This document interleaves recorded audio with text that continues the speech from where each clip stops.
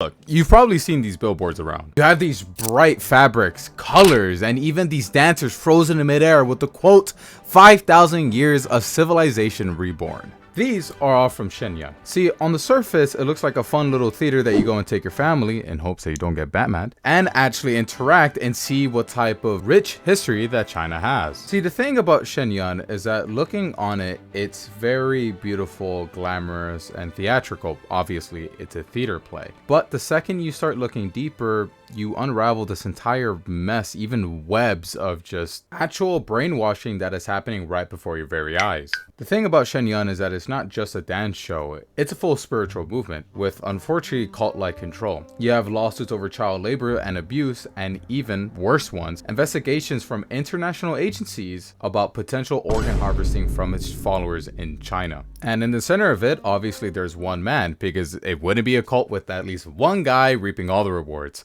He's treated like a god with a multi-billion-dollar compound right in the center of New York. Hi, my name is Big PapaTes, and I like to talk about things that I find interesting. If you happen to find me interesting, or if I make you chuckle, even a little tiny bit of a laugh, why not give me a like and a sub? It's a small thing for you, but helps me out massively and helps grow my channel. And while you're at it, why not join the Discord? I'm in there every single day and would love to talk to you. And with that, let's get right back into the video. If Shen Yun isn't just about pretty dancing, the bright colors, and just the theatrics that they managed to put on, then what is it really about?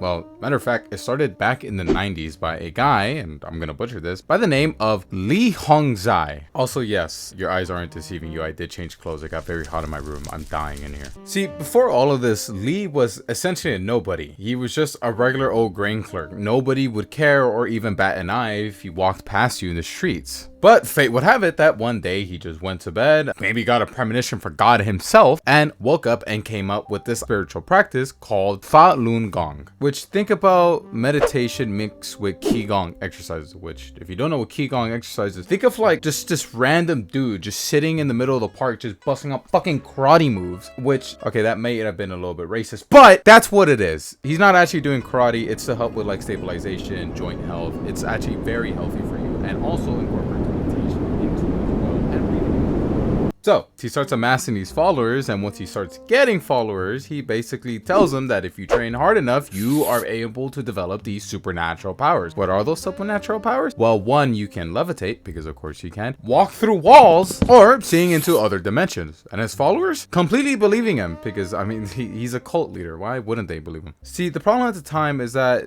people in China were so desperate for spiritual direction because decades of communist control that they just pretty much ran with Falun Gong as soon as it came out. It spread like wildfire, and millions of people signed up by the late 90s. Falun Gong had tens of millions of followers, and even some articles put it at maybe 70 million. And an authoritarian government like China during the 90s, they're not gonna like anything that doesn't fall under their communistic idea. So that brings us to, why is Shen Yun banned in China? So by 1999, Falun Gong became such a massive movement that it freaked out China for obviously clear reasons. I mean, you have millions, tens of millions of people following one guy, which is the exact opposite of what communist China wants. So when over 10,000 Falun Gong practitioners staged a silent protest outside of the government compound in Beijing, that was it. That was the straw that broke the camel's back. The state ended up branding the religious movement as a evil cult and banned it outright, and ended up launching a brutal crackdown on any type of practitioners. If you were in China in 1999 and right now, and you were caught practicing Falun Gong,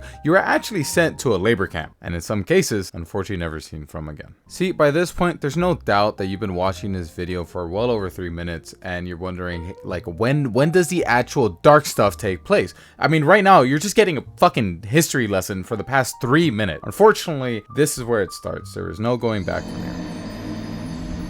See, now one important thing that we need to know, that the persecution in China wasn't just arrests and propaganda. Multiple investigations, especially one by the Independent Tribunal in London, found that Falun Gong practitioners that were locked up in labor camps weren't unfortunately just prisoners, they were actually living organ banks. See, as soon as you got there, prisoners were blood tested and even medically examined, and then once they had that out of the way, you were just taken out back and never seen from again. And unfortunately, your organs, kidneys, livers, your body, your heart, everything sold off. See, this is the problem with China. China has a booming transplant industry, but the thing is that nobody knows where all these organs keep coming from. See, the tribunal concluded that this has been happening for the past 20 years now, and that the main victim that are having this happen to are mainly Falun Gong practitioners. See, it's absolutely horrifying, but what Falun Gong did, or should I say Shen Yun, they used that and incorporated that into a lot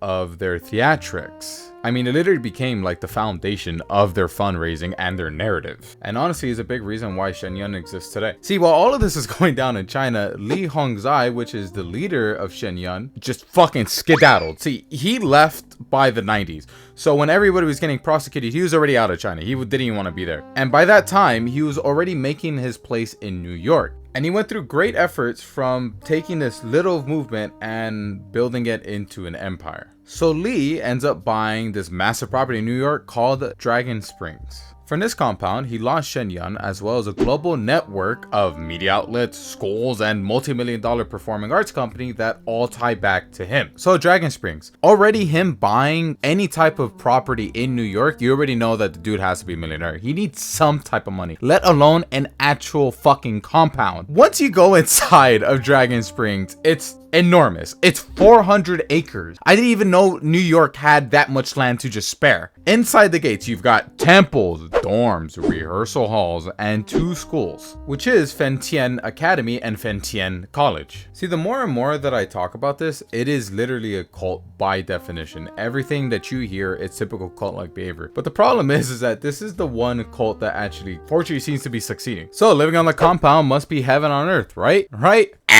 Insert loud red buzzing noise. Wrong. Daily life there? Terrible. We're talking about 15 to 18 hour training days, 6 days a week, which unfortunately kids as young as 13 are falling victim to this cycle. Contact with family cut off immediately. No social media. And performers are encouraged to report on each other if someone steps out of line. You make a mistake, you are now getting publicly shamed in front of everyone. And when injuries happen, because obviously these performers are dealing with an insane amount of stress and you can't dance 15 to 18 hours a day for 6 days a week without getting an injury, you know what they're told? That's karma, because you didn't do a good enough job. You cannot seek medical treatment in there no matter how serious your injury is. If it's like a torn ligament, a strain, twisted knee even, or you're just falling down with like the flu, you can't get anything. No ancient Chinese remedy. You're just basically told, well, you're gonna have to endure it and you're gonna have to pray harder. See, there are multiple stories from previous members of Shen Yun, which we are going to get into in the later part of this video, that ended up developing PTSD and depression. See, on top of that, there's financial leverage, because it wouldn't be a cult without it, right? See, kids are told that their training is a full scholarship, but that also means that if they leave,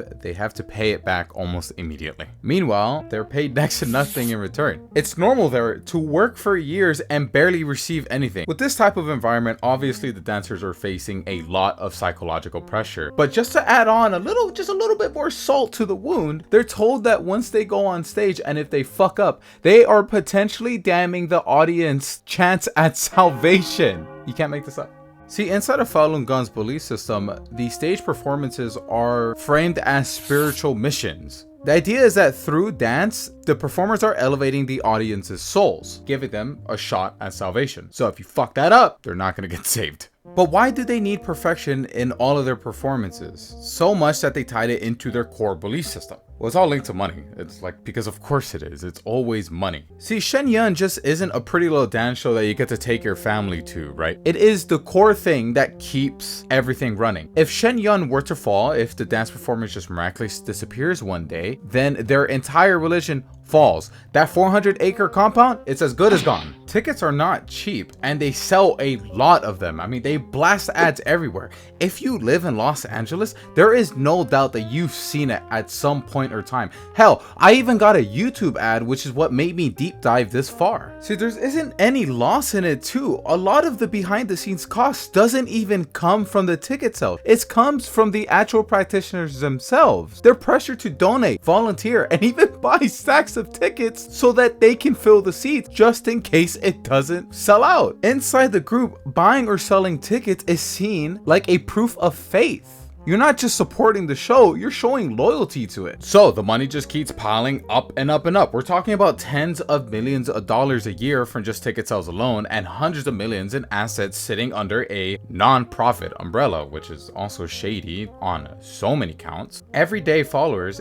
everybody in there is bleeding themselves dry just to help Lee live this luxurious life. These guys even have their own newspaper. Have you ever heard of Epoch Times? It's a pretty big newspaper inside the United States, and it's almost entirely ran by Falun Gong. Now, over the past years, reporters and ex-performers have pretty much blown the lid on what Shen Yun is. Even New York Times ran a big investigation. NPR interviewed former dancers, the AP covered lawsuits, and the stories all line up. Forced child labor, brutal training schedules, emotional and physical abuse, and a culture built on fear. And unfortunately, the lawsuits are a really hard read. Sun and Cheng are two former dancers. They started as teens, working 15 hours a day with obviously little to no pay. Cheng talked about being so terrified of messing up that she'd thank God when she wasn't the one being hit or screamed at. Sun said that instructors forced him into a split so hard it tore up muscles and left him bleeding internally. Chang Chun Ko, who is another dancer, said that she got measles at 14 and wasn't allowed to see a doctor and had to keep working. By the time she left, she had PTSD and depression. Problem is that across all of these stories, there is a clear pattern. There's isolation from family, relentless pressure, and injuries dismissed as weakness or lack of faith. And of course, Shen Yun is going to deny all of this. Every time they say that a dancer is lying or that it's just propaganda planted by the Chinese Communist Party. But the lawsuits just keep piling up, and multiple investigations have flagged their financial practices. So where are we today? Unfortunately, Shen Yun is still growing. They've grown into 6 separate touring companies, each company having about 40 separate dancers, all trained from their own academy in Shen Yun compound. They hit dozens of countries every year and perform in really big venues like Lincoln Center and the Kennedy Center. Their ads are always plastered everywhere and sales are always through the roof. So unfortunately, it seems like all this controversies has just been kind of swept under the rug. But there isn't without hope. See, behind that little squeaky clean image that they try to portray to the world, the lawsuits are still piling in, they're still moving through the courts, and there are still new lawsuits being put